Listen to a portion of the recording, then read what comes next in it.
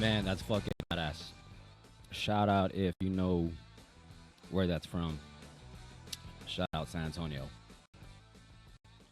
Shout out to my homie Raylon Howe and Katie Carner for hooking me up with the monitor. That was very thoughtful. I really appreciate that. Spit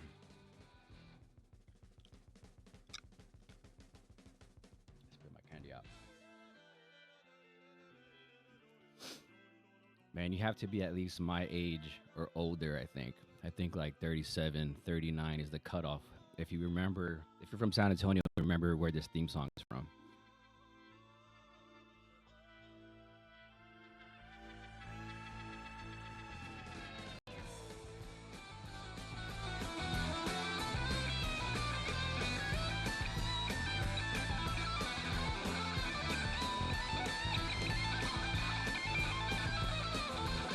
Man, I hope I don't hurt anyone's feelings on YouTube. I probably am. So let me turn that shit off. Um, Thanks everybody for coming back. To all my 6 followers, I really appreciate you. It means a lot. Um, kind of want to talk about, I guess, why I started doing this, why I got into it. So radio and broadcasting is something that has always interested me. Ever since I was, uh, before I could remember, I come from a musical background. Family's very heavy in the music industry. Um, Radio is something that I've always wanted to do. It just sucks that radio isn't the same what it used to be. So now we have podcasts. So that's why I'm doing this. I'm kind of like I guess living a little childhood dream, kind of doing this little thing in my house. Um, I think it's pretty cool that I could do that. I just wanted to I guess like bring up uh I guess influences like radio broadcasters, some podcasters that have I guess made an impact on my life. Um, if you're from San Antonio, you already know where I'm going with this. Um, but for the most part, um, I think the first radio I had, my dad gave me a like an old a digital radio, digital alarm clock. Um, and it was on a dial, and I was able to pick up like some radio stations from Austin. I think it was a 91X is what I was able to pick up from Austin, and like in the late '90s, I was able to pick up 91X, and there was a show that Adam Carolla and Dr. Drew Pinsky had called Loveline, and that was on the radio. And later on, it ended up becoming an MTV show, and that was a really cool show. I probably shouldn't have been listening to it like at 12 years old, but it was a it was a it was a badass show. It talked about sex a lot, but it was on the radio, so I wasn't like seeing nudity or any of that shit, as a kid. But I always thought that was really freaking badass. And then, oh, like I got some slides. So like this was Adam Carolla. think you could see it. Yeah, Adam Carolla and Drew Pinsky.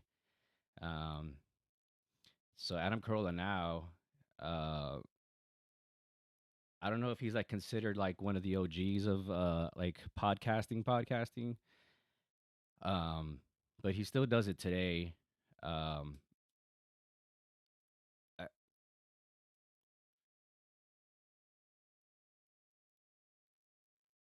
did Adam Carolla die? Holy shit!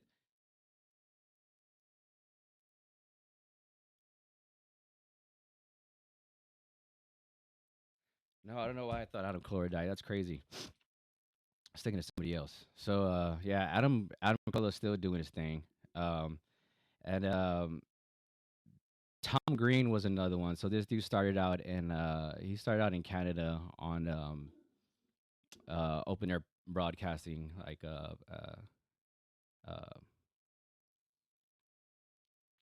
I forget what you would call that. Uh, Public access. There you go. Public access. He started out on that. Then he went to MTV. And now, of course, after that, we had Howard Stern. Howard Stern was pretty. He was a huge influence um, on a lot of, I guess, radio personalities and hosts and podcasters today. He kind of sold out, going with Sirius, and he did good for himself, and he hit he got into a lot of trouble. Coming up there, he's got his movies and documentaries and stuff like that. And then we have Joe Rogan. Obviously, everyone knows who Joe Rogan is. I listened to him for a long time, uh, from like 2010 uh, to today. I don't listen to him too much anymore. His guests aren't the same, um, but I'll still check him out every now and then. Um, he's uh he's not from what he used to. He's not the same. Uh, what drew me to him originally was him talking about like UFOs and conspiracy theories and theories and stuff like that. That was always fun for me. But then he kind of like oversaturated himself with political talk, and I like that. I actually love that, but I like the variety. So like with Tom Green and stuff. Tom Green was it was kind of like a variety show. So was the Man Show. Joe Rogan and Adam Carolla. Um, well, Joe Rogan had the Man Show with I think Doug Stanhope, and then Adam Carolla. Obviously, he had it. He was on there first with Jimmy Kimmel. Um, so that's so yeah, it's so podcasting, I guess, has kind of evolved since then. Now, like, anybody could do it. Obviously, me, I'm here doing it. I'm no good at all. I just was able to throw a bunch of wires together and kind of half-ass my way through it. I think I'm doing all right. Um, but I know with more practice, this will get more fun, and I can knock out some of the nerves because sometimes this is nerve wracking. Just making sure everything is like lined up and synced and you could hear everything. I think I kind of figured the audio right last time. I thought I did, but I didn't. But I think I got it right now.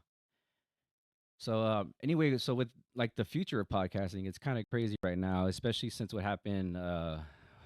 Geez, I don't even know what we this it's Monday or Tuesday now. It's Tuesday, so yeah. Last week on the first, we had those events, and um, what's very interesting is I feel like a lot of the facts and a lot of evidence and I guess information that's been getting drawn from the I guess the public isn't it's not going through like main sources anymore. So it's going through like these smaller mediums like these podcasts. Um, both both uh I guess both suspects from both incidences um, reached out to multiple different podcasts and pretty much told their story. gave a brief description of who those people were, and that evidence actually got out to the FBI, and it's on the news and everywhere now. So podcasts aren't they're they're not what they used to be for sure. I think people are taking them more seriously, which is awesome. It definitely gives people more of a selection, to choose what they want to listen to, instead of listening to just being stuck to that dial, which was cool back in the day. But I think everyone's kind of uh, there's so many different genres that it's kind of hard to just put it into one little dial. So I think podcasting is kind of where it's at now. And then we have all the streaming services with music and stuff, and I I I I do like that. I just it, music is a little different. It's not the radio. Radio and broadcasting kind of like they're separate. They're not the same anymore. Um, but so one thing I wanted to show you guys is Lal and Han. They're a morning radio show here in San Antonio, Texas. That's where that intro was from that I had just played. Um, they were around for, I want to say, like 30 years or something like that. I'm 38 years old.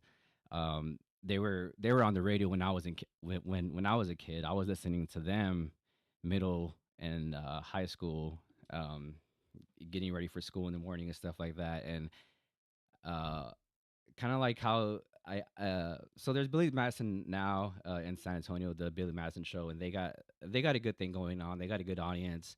It's a different type of audience. I would prefer listening to like the old school Lao and Han type stuff now.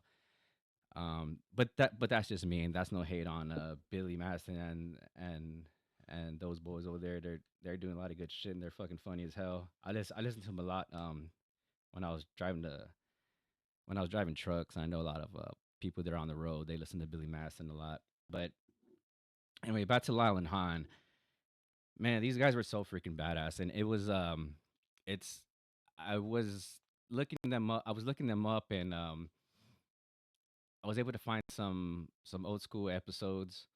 Um, this one's only 7 minutes long, but it's very nostalgic, and I like this clip. This is Chuck Stanley's page. He put this clip out there, and I like how they did this because this is kind of like a description of San Antonio. I don't know what year it was. I think it'll pop up right here in a second, but it pretty much describes I guess how people from San Antonio communicate and stuff, and it's pretty interesting to listen to it now. So let's go ahead and cue this up. Make sure I got the sound on. Here we go. This is Lowland Han.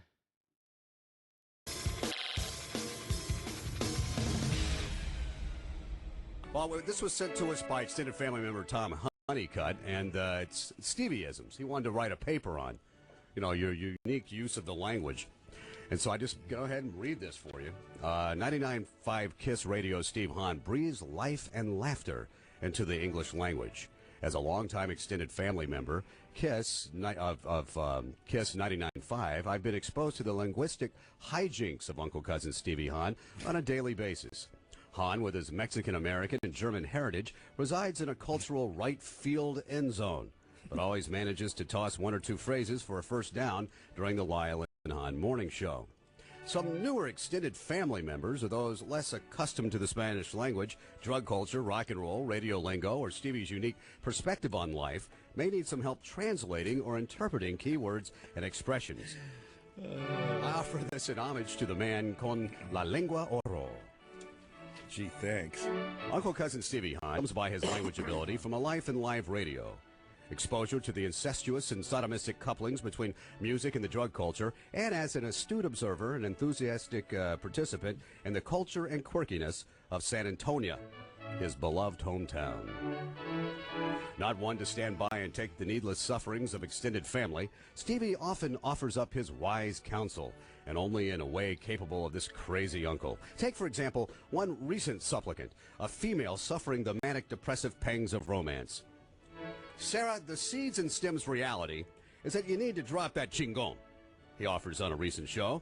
Chingon isn't a term that we'd define in a family publication, but in an extended family publication, we certainly offer that it means... I can't say this, Tom. Anyhow, that's not exactly the way he's meant it, but see, that's what I mean. I'm reading it. He's trying to interpret your stuff, and I'm thinking, no, this isn't it either. Anyhow, for those not up on the patois of the drug culture... Patois? God, that makes me hungry. Seeds and stems are what's left at the bottom of the glad bag after you've exhausted your supply of weed, or mota, as Stevie often refers to this illegal but ubiquitous substance. Anyone from Central America would instantly understand the term for marijuana. Some sources spell this as, correct me if I don't say this right, muta, or mutta. For those more interested, see TexasPoliceCentral.com for its excellent glossary of drug terms. Coincidentally, this Spanish noun derives from the word for a tiny piece of a tiny piece or fluff of stuff, certainly appropriate for some of the long dry spells in South Texas. Here, Professor Freud might have fruitful insights into our man Han's habitual tendency towards clothes and body parts, which add linguistic flavor to his stew-pot lingo. San Antonians familiar with Tex-Mex, Spanglish, and other idioms representing the polyglot of San Antonio cultures understand Beaverhead when he makes reference to chones. If not, well, then some explanation. Technically, chones are shorts, lower body vestments that may only cover strategic portions of the male or female body. Now, Steve's linguistic masterpiece is using chones as an immediate twisted mental picture of the outcome he's reporting. The Spurs really took it in the chones last night, he might offer during his daily newscast to imply a particularly awful showing by the city's NBA franchise. There's another location that he uses aptly to describe the pain of defeat. The Brown Burrow brother is quite comfortable with a word I've yet to find adequately defined in Webster's. The Spurs took it up the Bobo last night, he's wont to say on those occasions when the local boys figuratively play the female role to Eddie James' Almost an American Me. Alternately, Uncle Cousin mixes up the reporting with some expertly concise verbal badinage. The Spurs laid pipe to the Lakers last night, he reports. And while a laid-back, forgiving personality, a more laid-back, forgiving personality you'll never find, don't get on Stevie's bad side. The ire rises and the curses can flow. Pinche cabron, pendejo. Dumbass, actually a pubic hair, according to some sources. Puta, a prostitute. Note this is a feminine noun since who pays a guy for sex? Culo, the English equivalent of an ass, not a donkey, but really the portal over which many have a tattoo being exit only, and maricon, typically translated as, but certainly a title that conveys an effeminate character. While Steve's frequent references to chanclas don't carry an alternative scatological drug culture or ad hominem double meaning that I can adequately discern from the usual sources, it's just a fun word to say. By the way, for those of you who are Spanish culture challenged, chanclas are the cheap variety thongs or flip-flops that Stevie himself might sport on suitable occasions. Of course, Lyle and Hahn both prefer to avoid any misunderstandings or misinterpretations derived from the use of thong. There's only one use, and only by the most comely ladies arriving on the Lyle and Hahn morning show. Ad hominem? Now I want some menudo. The alliterative nature of CH words might explain the frequent utterances from the news hound of the group. Hahn often invokes the word chisme when he wants a caller or guest to offer up the dirt or gossip on a celebrity. And he wants chingo stories, piles of the dirt. Now, another area of expertise for Cousin Stevie is his verbal malapropisms. He has a uncanny ability to twist the English language to suit his purposes. Just consider this recent mild curse when Steve referred to one caller as anti-semantic. Sometimes it takes a dictionary, a beer, and a clarification from Stevie to get to the bottom of his personal language. When I asked for proper spelling of Stevie's favorite word for controversy, I got Hileehey, Hileehey. Close enough. Any help out there? And when there's a present of violence, you're likely to hear him refer to chingazos, fisticuffs, a throwdown, or melee. Likely activity in a South Zamora ice house. One mojado puts the movidas on another Sancha. Scholars agree that the English language is a living, breathing entity, subject to or susceptible to the influences of culture, human nature, fad, and whimsy. Language purists might not include Uncle Cousin Stevie Hahn among the movers and shakers of punditry, certainly no successor to Webster or Partridge, but he certainly qualifies as a cunning linguist. Well, that Tom's quite a wordsmith, ain't he? That's right. I ain't afraid to show my ignorance. Ow. Ow. When I get that kind of time, that's when I clean the bottom of the fry pan. And all that gummy stuff collects. I like getting all that off. We'll sell you a transcript of that for $5. How about that, huh? That's a tribute to you. Gosh, I feel like Michael Jackson there at Madison Square Garden. Are you going to accept your Lifetime Achievement Award? It's like I expect to see Elizabeth Taylor and Liza Minnelli on their feet giving me an ovation and stuff, you know? Outside the boundaries of their phony world of kicks is the ever-present possibility of discovery. This must be avoided at all. All right, that was Lyle and Han, man. Those guys are classic San Antonio. Classic San Antonio. I hope YouTube doesn't take any of this shit down because none of those videos or music that I used was mine. But I'll try to link it. I don't know. I don't know any of the rules yet with how these copyright I guess protections work. But yeah, that's all I got for today. Hope you guys have a good Tuesday. Enjoy the rest of your week. I'll try to hop on when I can. Oh, I was thinking of Norm Macdonald earlier when I had that brain fart with Adam Carolla. I don't know why I thought Adam Carolla died. I know Adam Carolla's never gonna hear this, but sorry for killing you off. But all right, cool. See you guys later. Thanks, man.